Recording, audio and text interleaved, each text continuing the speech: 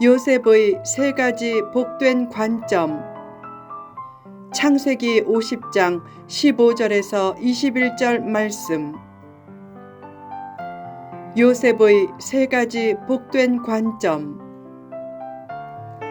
야곱이 죽자 요셉의 형제들은 불안해하며 요셉에게 사람을 보내어 말했다. 당신의 아버지가 돌아가시기 전에 명령하여 이르시기를 너희는 이같이 요셉에게 이르라. 내 형들이 내게 악을 행하였을지라도 이제 바라건대 그들의 허물과 죄를 용서하라 하셨나니 당신 아버지의 하나님의 종들인 우리 죄를 이제 용서하소서.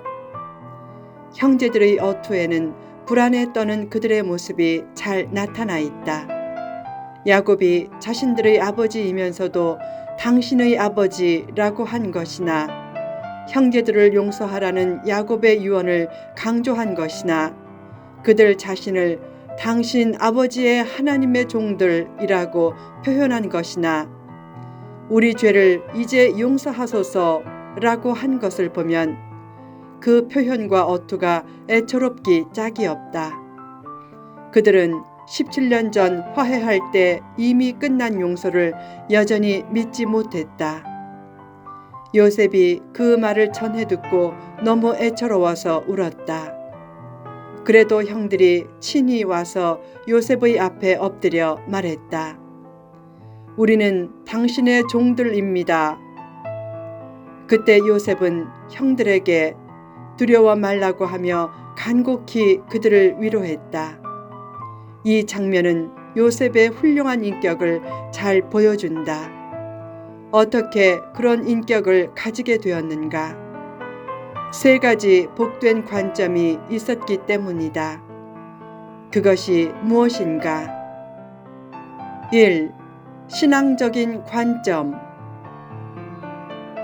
요셉은 자기 고난을 통해 하나님이 합력하여 선을 이루셨다는 신앙적인 관점을 가지고 늘 하나님의 뜻대로 살려고 했다.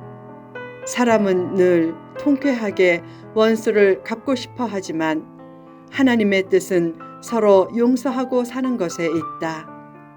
원수를 사랑하고 나를 박해하는 자를 위해 기도하는 일은 힘든 일이지만 그래도 그렇게 해야 진짜 하나님의 아들이 된다고 예수님은 말씀하셨다. 또한 그렇게 해야 마음의 평안도 임하고 축복의 문도 열린다. 사람들은 보통 내게 해를 끼친 사람이 잘못되면 좋아하지만 원수라도 잘못되는 것을 너무 좋아하지 말라. 하나님의 마음을 품고 모든 사람을 용서의 시각으로 보라. 가끔 누군가 자기 차를 받고 말없이 가버리면 화가 나고 욕이 나오지만 욕하는데 너무 에너지를 낭비하지 말라. 그를 찾기도 힘들고 욕한다고 그가 저주받는 것도 아니다. 나의 할 일은 용서하는 마음을 가지고 그 일을 털어버리는 것이다.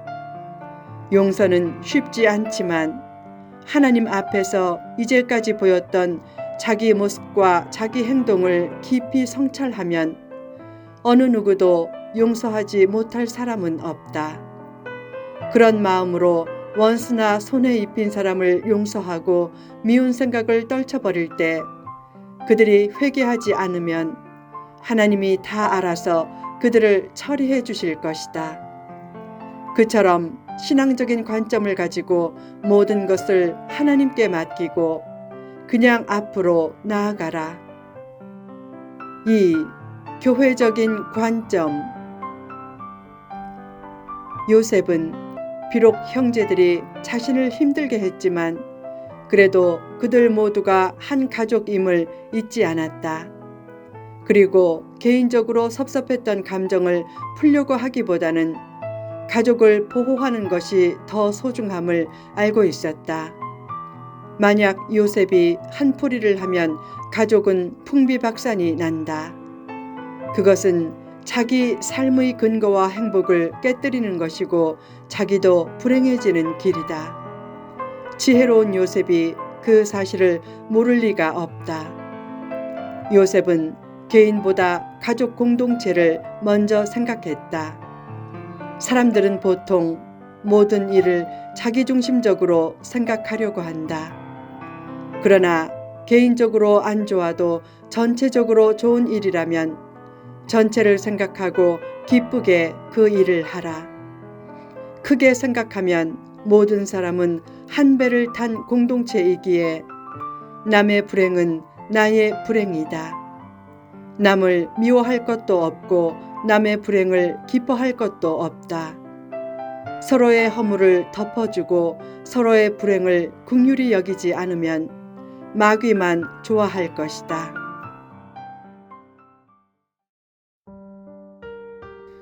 공동체적이고 교회적인 관점을 가지고 지나친 비교의식이나 경쟁의식을 버리라.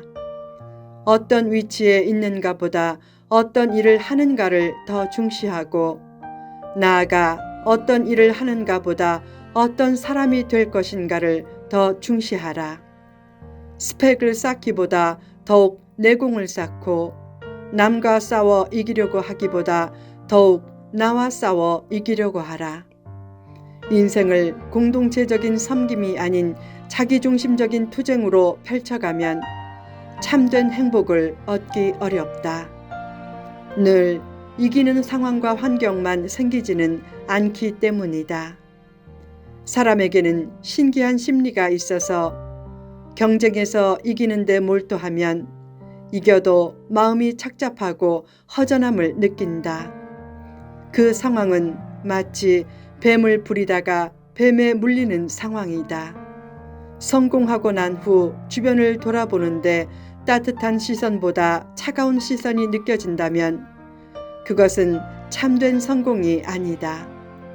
쓸쓸하고 허전한 마음을 돈과 권력으로 채우려고 하면 조만간 돈과 권력이 내 삶의 주인이 되어버린다. 성공한 후 내면을 두드리는 노크 소리가 쓸쓸하게 느껴지면 그것은 교회적인 삶을 새로 다짐하라는 하나님의 메시지다. 3. 객관적인 관점. 사람은 자기가 당했던 일이나 상처받은 일만 계속 기억하면 주관적인 관점에 빠지기 쉽지만 요셉은 자기 형제들을 객관적인 관점으로 봤다. 객관적으로 보면 형제들에게도 장점과 좋은 점이 많았기에 형제들을 품을 수 있었다. 그런 객관적인 관점을 가지라. 주관적으로 보면 남은 다 틀렸고 나만 옳지만 객관적으로 보면 아무리 나쁜 사람에게도 좋은 점이 있고 아무리 못난 사람에게도 배울 점이 있다. 어떤 사람은 남의 것이면 무조건 틀렸다고 하지만 경쟁자나 원수라도 잘하는 것은 잘한다고 인정해 주라. 교회에서는 남을 인정하는 삶이 더욱 탁월해야 한다. 교회 생활을 하다 보면 나와 신앙 스타일이나 취향이 다른 사람이 있다. 그래도 그의 특징과 달란트와 성향이 교회에 피해를 주는 것이 아니라면 그의 스타일과 장점을 인정해 주라. 내게 어떤 유익과 손해를 끼쳤느냐만 가지고 그를 평가하지 말라. 그가 전체적으로 일을 어떻게 해 나가는지를 보고 평가하고 더 나아가 그의 장점을 후하게 평가해 주라. 성공적인 교회 생활을 하려면 객관적이고 긍정적인 시각이 필요하다. 특히 자신보다 잘 되는 사람을 칭찬해 주고 누군가 그를 칭찬하면 힘써 동조해 주라. 남을 평가할 때 그의 좋은 점과 배울 점을 보고 힘써 칭찬하면 객관적인 관점을 가질 수 있는 기초가 튼튼한 셈이다. 나보다 앞선 사람을 질투하지 말라. 내게도 찬란한 내일의 가능성이 얼마든지 있다. 내게 맡기신 하나님의 부르심만 따라가면 질투할 일이 없다. 모든 일을 너무 쉽게 판단하지 말고 객관적으로 판단할 수 있는 지혜를 달라고 기도하라. 남을 함부로 평가하지 말고 특히 비난은 지극히 유의하라. 바울은 로마서 12장 14절에서 이렇게 말했다. 너희를 박해하는 자를 축복하라. 축복하고 저주하지 말라. 나를 힘들게 하는 사람을 축복하는 훌륭한 인격을 얻으려면 관점이 변해야 한다. 축복과 은혜만 좋아하는 사람은 훌륭한 인격에는 관심이 없고 기독교가 무슨 도덕을 가르치는 종교냐 라고 한다. 인격에 문제가 많은 사람일수록 그렇게 주장하는 경향이 있다. 인격에 관한 말씀은 먹기 힘든 단단한 식물이다. 그래도 그런 말씀을 잘 듣고 훌륭한 인격을 갖추려고 하라.